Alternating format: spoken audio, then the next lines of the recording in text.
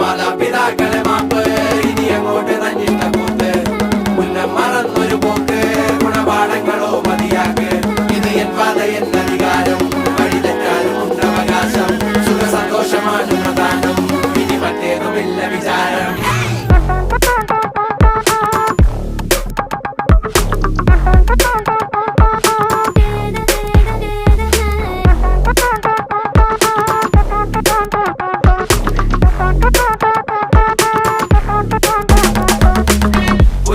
ഇനി പുനരധിവാസം അടിമുടി ഒരു പുതിയ വിലാസം തനി നിറമിട്ട് തണിയണ നെഞ്ചെ കാട്ട് തോന്യാസം